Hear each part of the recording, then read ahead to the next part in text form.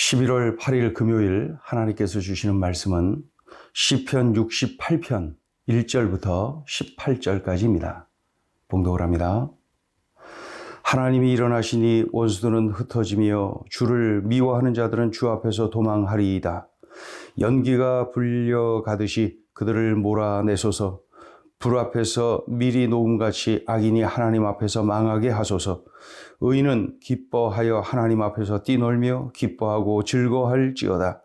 하나님께 노래하며 그의 이름을 찬양하라. 하늘을 타고 광야에 행하시던 이를 위하여 대로를 수축하라. 그의 이름은 여호와이시니 그의 앞에서 뛰놀지어다. 그의 거룩한 처소에 계신 하나님은 고아의 아버지이시며 과부의 재판장이시라. 하나님이 고독한 자들은 가족과 함께 살게 하시며 갇힌 자들은 이끌어내사 형통하게 하시느니라. 오직 거역하는 자들의 거처는 메마른 땅이로다. 하나님이여 주의 백성 앞에서 앞서 나가사 광야에서 행진하셨을 때에 땅이 진동하며 하늘이 하나님 앞에서 떨어지며 저 시내산도 하나님 곧 이스라엘의 하나님 앞에서 진동하였나이다. 하나님이여 주께서 흡족한 비를 보내사 주의 기업이 곤핍할 때에 주께서 그것을 견고하게 하셨고 주의 회중을 그 가운데 살게 하셨나이다. 하나님이여 주께서 가난한 자를 위하여 주의 은택을 준비하셨나이다. 주께서 말씀을 주시니 소식을 공포하는 여자들은 큰 무리라. 여러 군대의 왕들이 도망하고 도망하니 집에 있던 여자들도 탈취물을 나누도다. 너희가 양우리에 누울 때에는 그 날개를 은으로 입히고 그 깃을 황금으로 입힌 비둘기 같도다. 전능하신 이가 왕들을 그 중에서 흩으실 때에는 살몬의 눈이 날림 같도다. 바산에 사는 하나님의 산임이여 바산에 사는 높은 산이로다. 너희 높은 산들아 어찌하여 하나님이 계시려 하는 산을 시기하여 보느냐. 진실로 여호와께서 이 산에 영원히 계시리로다. 하나님의 병거는 천천히요 만만이라. 주께서 그 중에 계심이 시내산 성소에 계심 같도다. 주께서 높은 산으로 오르시며 사로잡은 자들을 취하시고 선물들을 사람들에게서 받으시며 반역자들로부터도 받으시니 여호와 하나님이여 그들과 함께 계시기 때문이로다. 아멘. 이 시편 68편은 다윗의 시로 알려져 있습니다. 그러나 이 기록 배경에 대해서는 의견이 분분합니다. 어느 상황에서 기록되었느냐. 그런데 그런 중에도 많은 학자들이 주장하는 것은 다윗이 이 암몬, 아람 연합군과의 전쟁에서 승리한 때에 기록한 시이다. 먼저 다윗은 위기 속에서 하나님의 도우심을 간구합니다. 1절, 2절을 보면은 다윗이 위기 속에서 다른 곳에 도움을 요청하는 것이 아니라 하나님께 도움을 간구합니다. 1절, 2절. 하나님이 일어나시니 원수들은 흩어지며 주를 미워하는 자들은 주 앞에서 도망하리다. 연기가 불려가듯이 그들을 몰아내소서. 불 앞에서 밀이 녹음같이 악인이 하나님 앞에서 망하게 하소서. 위기 때에 하나님을 찾는 것, 이거 믿음이지요. 위기 때 하나님께 맡기는 것, 하나님께 부르짖는 것, 이거 실력이지요. 다윗은 바로 그러한 믿음의 실력이 있었습니다. 다윗은 현재 한 나라도 아니고 두 나라가 연합하여 달려드니 얼마나 두려웠을까요? 그 환경이 얼마나 어려웠을까요? 그러나 이 다윗은 이런 때 흔들림 없이 하나님께 집중, 하나님의 도와주심을 기대하고 간구하고 부르짖고 하나님께 소망을 둡니다. 이어서 다윗은 자기 백성들을 향해서 권고하지요. 하나님이 우리를 돌보신다. 하나님이 우리를 돌보신다. 이 다윗은 아주 구체적으로 하나님의 도우심을 선포하는데 동시에 바로 그 하나님을 기대하며 찬양하자고 선포를 합니다. 위기 때에 이런 확신 있는 믿음의 왕 다윗을 하나님이 얼마나 좋아하셨을까요?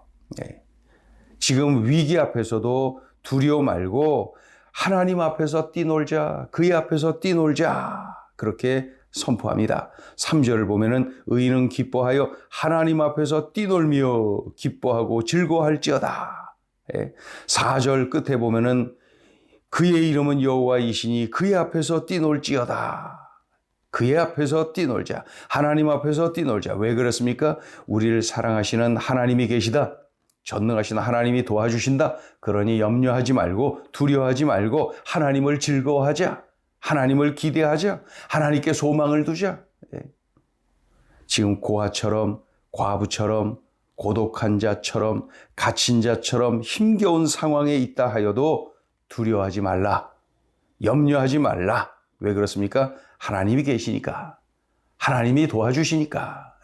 하나님은 고아의 아버지가 되어주시고 과부의 재판장이 되어주시고 고독한 자들, 갇힌 자들을 도와주신다. 5절, 6절에 그 내용이 있죠. 읽어봅니다. 그의 거룩한 처소에 계신 하나님은 고아의 아버지시며 과부의 재판장이시라. 하나님이 고독한 자들은 가족과 함께 살게 하시며 갇힌 자들은 이끌어내서 형통하게 하시느니라. 오직 거역하는 자들의 거처는 메마른 땅이로다. 다윗은 지금까지 이스라엘을 사랑하시고 함께 하시고 인도하시고 대적들과 직접 싸우기까지 하시며 도와주신 하나님의 은혜를 기억하며 아주 구체적으로 기록하고 선포합니다. 출애굽 때부터 광야 생활 내내 계속해서 하나님의 도와주심, 싸워주면서까지 도와주신 그 하나님의 은혜, 인도하심, 또 함께하심의 은혜를 이렇게 일일이 쭉 기록을 하면서 그 하나님을 찬양합니다. 그 내용이 7절부터 18절까지 쭉 기록이 되어 있지요. 그러니까 다윗은 그 어려운 때에 하나님이 도와주신 것, 그것을 기억해라. 그러면서 지금의 이 환난, 지금의 이 절체절명의 위기 앞에서도 바로 그 하나님이 또 도와주신다. 이러한 믿음을 가지고 백성들을 참으로 그 믿음을 붙잡도록 권고하고 있는 것이죠. 하나님이 앞서가시니 홍해가 갈라지지 않았느냐. 산이 흔들리지 않았느냐. 적들의 많은 왕들이 도망치지 않았느냐. 그래서 여인들이 승리의 소식을 전하며 전리품을 챙기지 않았느냐. 하나님이 그렇게 해주셨다는 거죠. 그 위기 속에서 말이죠. 하나님이 비를 흡족히 주셔서 우리의 기업이 풍요롭지 않았느냐. 이스라엘이 하나님보다 앞서가면 작은 아이성 앞에서도 패배합니다. 그러나 하나님을 따라가면은 하나님의 인도하심을 믿고 따라가면은 하나님께 소망을 두고 순종하면은 어떤 강한 적 앞에서도 승리한다. 믿음의 성도, 신실한 성도는 자신의 힘과 지혜로 살지 않고 하나님을 따라간다. 이러한 내용이죠. 다윗은 이스라엘의 구원 역사를 회고하면서 하나님이 어떻게 도와주셨는지, 하나님이 어떻게 인도해 주셨는지를 구체적으로 백성들에게 상기시켜주고 있습니다. 왜 그렇습니까? 하나님의 은혜로 살지 않았느냐, 이것을 기억하게 만들려고. 하나님이 이번에도 또 도와주시지 않겠느냐, 그러면서 믿음을 확고하게 세워주려고 말이죠. 이렇게 하나님의 구원 역사를 상기시켜 주고 있는 것이죠. 이 내용이 7절부터 18절까지 쭉 기록되어 있습니다. 자, 오늘 주시는 메시지입니다. 첫째, 위기는 위험이며 기회입니다. 위기는 위험이고 동시에 기회입니다. 지금 암몬, 아람 두 나라 연합군이 쳐들어오죠. 하나도 아니고 둘이 연합하여 달려드니 얼마나 무섭습니까? 얼마나 강한 군대이겠습니까? 그런데 결론을 우리가 알고 있지요. 하나님이 도와주셨어요. 하나님이 넉넉하게 승리하도록 도와주셨어요. 사무엘하 10장에 그 전쟁의 내용들이 쭉 기록되어 있어요. 하나님의 도와주심을 기록하고 있지요. 분명 위기였습니다. 그러나 하나님을 더욱 의지하도록, 하나님을 더욱 신뢰하도록 훈련되어지는 기회였던 거예요. 그러니까 전능하신 하나님, 함께 하시는 하나님, 우리를 위하여 싸워주시는 하나님, 그 하나님을 체험하도록, 그 위기 속에서 체험신앙을 가질 수 있도록 또 한 번의 기회를 얻을 수가 있었던 것이죠. 우리는 고난을 통해서, 위기를 통해서 하나님과 더욱 가까워지고 체험 신앙을 갖게 됩니다. 그러니 위기 앞에서 암몬, 아람 연합군과 같은 내 인생의 위기 앞에서 우리는 명심해야 됩니다. 위기는 위험이며 기회이다. 그래서 하나님이 내가 더 성장하도록, 내가 더 뜨거워지도록, 내가 더 자라나도록 이끌고 계시는구나. 그 위기 앞에서, 위기가 밀려올 때에 이렇게 믿음으로 생각할 수 있어야 됩니다. 믿음으로 고백할 수 있어야 됩니다. 예? 하나님께 바짝 붙어서 하나님을 철저히 믿고 기대하고 매달리는 그러한 때가 되어야 됩니다. 하나님이 그토록 참으로 그러한 환경에서 그렇게 되도록 인도하시니까 말이죠. 우리도 다윗처럼 많은 간증거리가 있어야 되지 않겠습니까? 위기 앞에서, 고난 앞에서 우리가 명심하고 외쳐야 됩니다. 위기는 위험이지만은 동시에 기회이다. 하나님의 은혜를 체험하는 기회, 하나님의 능력을 체험하는 기회, 하나님께 더 가까이 갈 수 있는 기회, 하나님께 마음껏 부르짖을 수 있는 기회, 그래서 승리할 수 있는 기회를 우리에게 주신 겁니다. 우리가 이렇게 믿음으로 역전의 은혜를 누릴 수 있는 기회입니다. 자, 둘째 주시는 메시지입니다.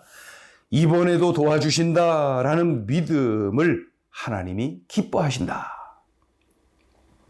이 암몬 아람 연합군 앞에서, 절체절명의 위기 앞에서 이 다윗은 과거 이스라엘 민족을 출애굽시키시고 광야 생활 내내 은혜를 베풀어 주신 하나님을 기억합니다. 그 하나님을 찬양합니다. 그리고 백성들에게 상기시켜 주는 거예요. 예. 그리고 선포합니다. 이번에도 도와주신다. 바로 그 하나님이 이번에도 도와주신다. 믿음으로 선포하지요. 이번에도 도와주신다. 이번에도 도와주신다. 예. 이 믿음이 있는 게 그렇게 중요하고 참 힘이 있습니다. 그 위기 앞에서, 고난 앞에서 이번에도 도와주신다. 이렇게 선포하고 달려들면은 그 승리하죠. 하나님이 도와주실 수밖에 없지요. 그 믿음을 하나님이 부끄러움을 당하지 않도록 하나님이 책임져 주시지요. 하나님은 다윗의 이 믿음이 부끄러움을 당하지 않도록 도와주셨어요. 크게 도와주셨어요.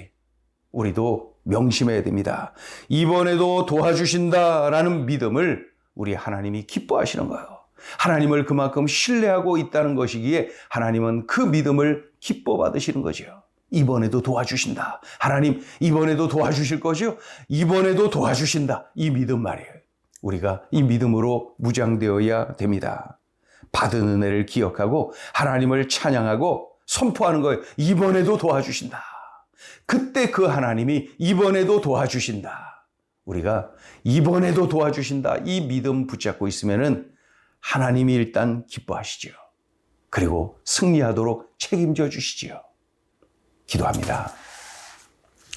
하나님 아버지, 절체절명의 위기 앞에서 오히려 하나님의 은혜와 능력을 경험하지요. 체험하지요. 그리고 이번에도 도와주시는 하나님을 또 한 번 경험하지요. 하나님, 위기는 위험이지만 기회인 것이 분명합니다. 우리 모두도 이번에도 도와주신다라는 믿음으로 무장되어서 또다시 체험 신앙을 갖게 되는, 또다시 하나님의 은혜와 능력을 경험하는 하나님의 자녀, 예수의 용사들로 살게 하여 주시옵소서. 오늘도 이러한 믿음을 꽉 붙잡고 우리 주님 안에서 승리하는 믿음의 삶을 살게 하여 주시옵소서. 예수님의 이름으로 기도 올리옵나이다. 아멘.